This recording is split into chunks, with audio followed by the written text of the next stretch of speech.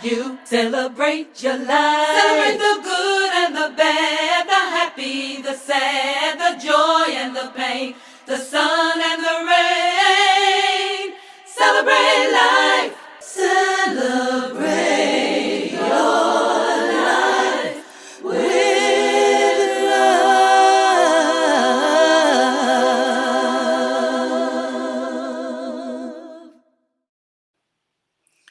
Hello, hello, hello, beloveds, and welcome to another episode of A Spiritual Remedy. My name is Sunshine Daye, and it is indeed a joy to greet you. Wow, here we are at March 2024, and already we got folks popping in. Hey, Nancy, good to have you with us this morning. There is so much that I want to share and talk with you about today as we take a look at our lives. Why I do this show is I do this show because I see a world where clean and sober people, where everyday people are living their best life and loving it. And how they get to live their best life is by incorporating spiritual tools that I get to provide here, spiritual tools and loving support for your transformational life, for your transformation, for your living your best life. And one of the things that I am very keenly aware of. Hello, Michelle. Good to have you with us. Buenos dias, and happy Monday to you, Sunny Day. So glad that you are all watching. One of the things that I want to talk about and touch on today, which may be a little ouch, may be a little bit ouch. And yet, because it is a little bit ouch, what I know is that self-awareness usually helps me to grow and unfold in ways that I've never been able to grow and unfold before, because there is an awareness that happens. Now, here's the deal. The deal that I'm talking about today and specifically is this idea that we are undisciplined people.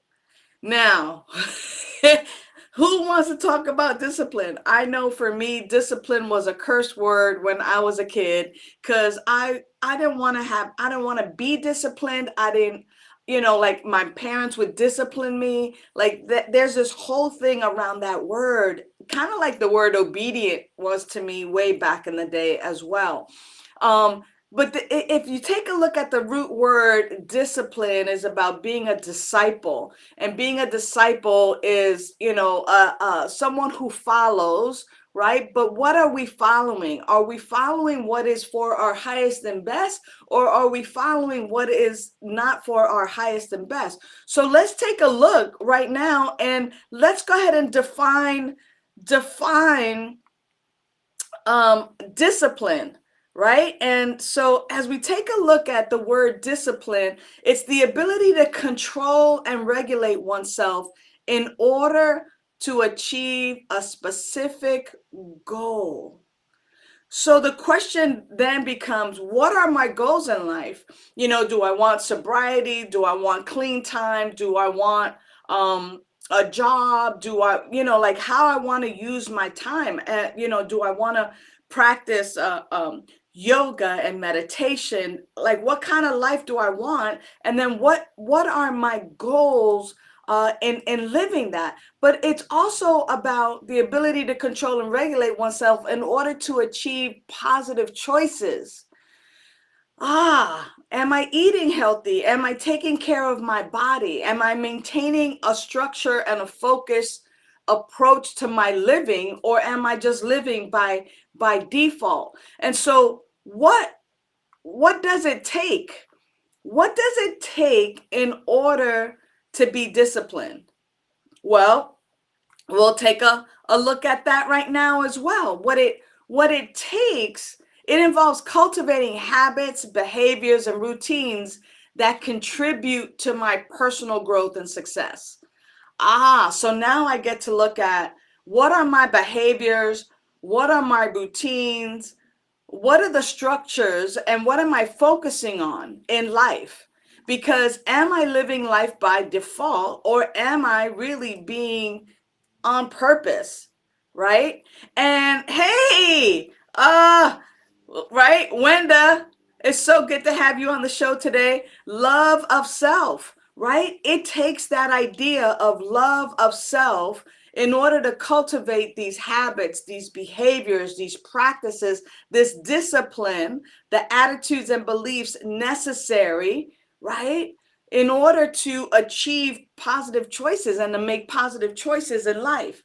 So, hey, and Michelle says it also takes contrary action to self-destruction. Right. What road am I on? Am I on this road of self-destruction? Am I on the road to nowhere? What am I doing? How am I living my life? And, if I keep doing what I'm doing, I'm going to keep getting what I'm getting. But not but. And here is an additional point that my producer, Reverend Kevin, and I were talking about this morning, and that is that discipline is not about punishment. Discipline is not about punishment. It's not like, I'm being punished, that's why I have to do that. Discipline is about self-control. It's about consistency, and it's about perseverance. It's in the pursuit of what it is that I want to have in my life, right? The pursuit of my objectives, right? So I love what Michelle's saying. Replying to Wenda, I agree, right? And Wenda says, I've lived both lives.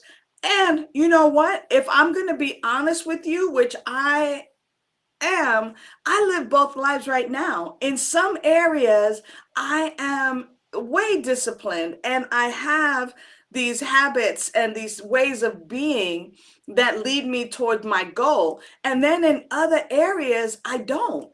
Nancy says, hey, consistent position, actions, and choices. Absolutely. Because the bottom line is if I must develop the ability to control and regulate myself. I'm over here sometimes trying to control and regulate other people. Isn't that hilarious, right? Trying to control and regulate other people. Now, here I talk about weapons of mass distraction. Now, this is where it's going to get a little bit like ouchy if it hasn't gotten ouchy already. Like, am I disciplined? And what I want to talk about is something that's been coming up a lot, and that is these things, right? These things. Addiction, our modern day addiction. And just like, many of us think that that we might have an addiction to drugs or alcohol or, drama. Do you have an addiction to your cell phone? Like, do you find yourself using your cell phone for longer periods than you've intended? And you could type yes or no or whatever. Maybe you don't want to type it in. Maybe this is just some self-reflection. Is your cell phone use interfering with your daily responsibilities and obligations? And some of us might go, no, not yet, or whatever, right? But, have you unsuccessfully tried to cut down on your cell phone usage? I'm only going to stay on for 15 minutes, or I need to check this email. And then next thing you know, you're scrolling endlessly on social media or playing games. Ask me how I know. Ask me how I know, right? Do you feel restless and irritable or even discontent when you're not able to use your cell phone? Like when they say no cell phones, please, or in a restaurant when you go out to hang out with your friends, are you are you hanging out with your cell phones, right? Not all the time. I've designated time for my use, which is an actually really good, good, good thing to take a look at. I definitely have an addiction to my device. Yeah, right? I mean, like if we take a look, it's easier to look outward towards other people when I have inner work to do on myself. Isn't that absolutely true? And one of the things that I just kind of want to talk about as we're coming, closer to the end of our time today is like, if you take a look at your cell phone, if you take a look at some of the other things that you may or may not maybe have addiction towards, or that are distracting you from living a disciplined life. Are you excessively reliant on people, places, things, social media? If you find it difficult to go a day without a particular device or a particular thing, has I know for me, I like playing video games, and I try to put myself in a time zone, 15, 20 minutes of playing, on my phone, video games, right?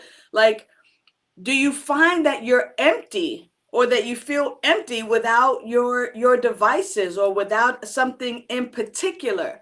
So what I really want to have us look at is what do we do? What do we do?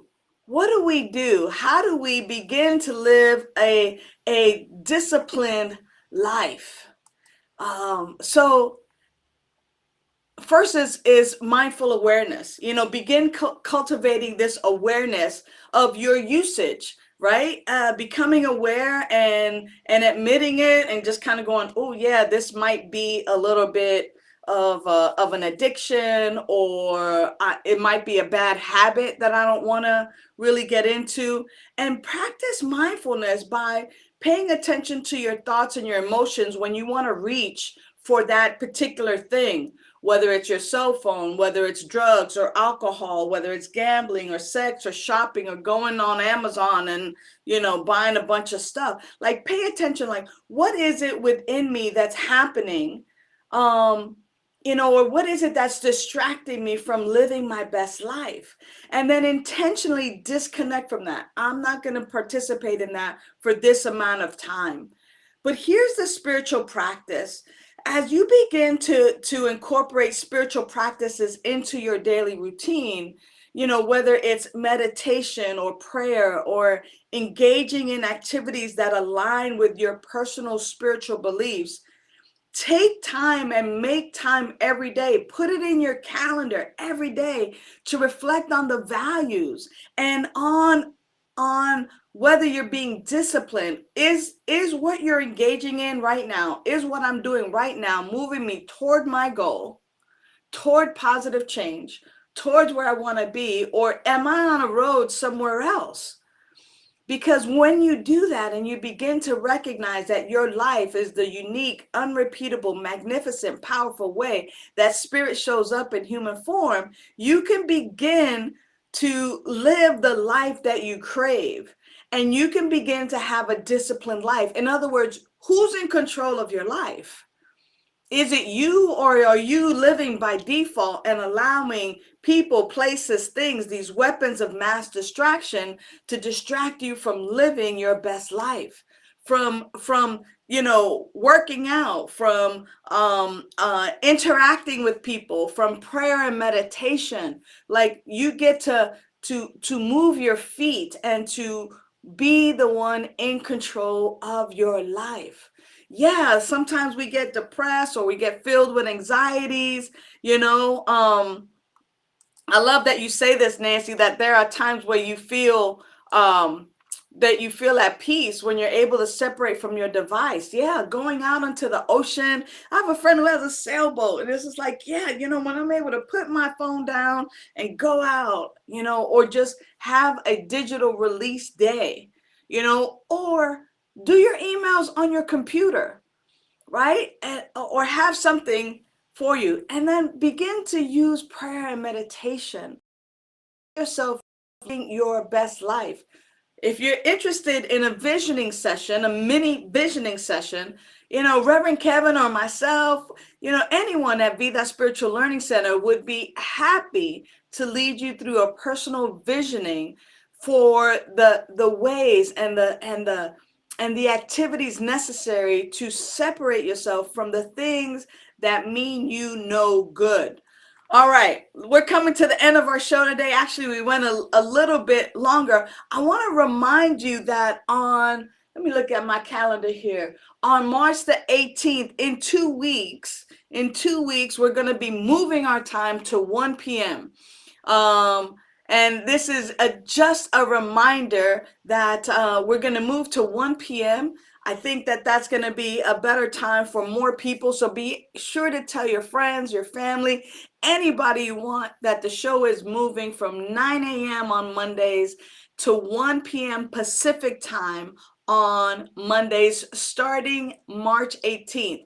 So I'll see you here next week. The other thing that I want to remind you of is that the Four Agreements by Don Miguel Ruiz start this month. As a matter of fact, it starts on Wednesday. If you haven't signed up for the Four Agreements, and this is like beyond addiction, beyond recovery, this is actually a way that you can dedicate yourself to becoming a little more disciplined. And I will incorporate this into our lives on a regular basis. This is going to go for 5 months.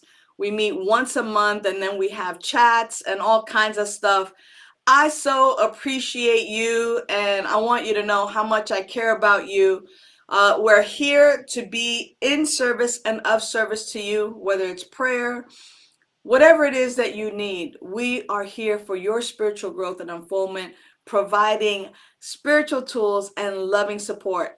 All right, beloveds, until the next time, know that you are loved. Thanks for watching.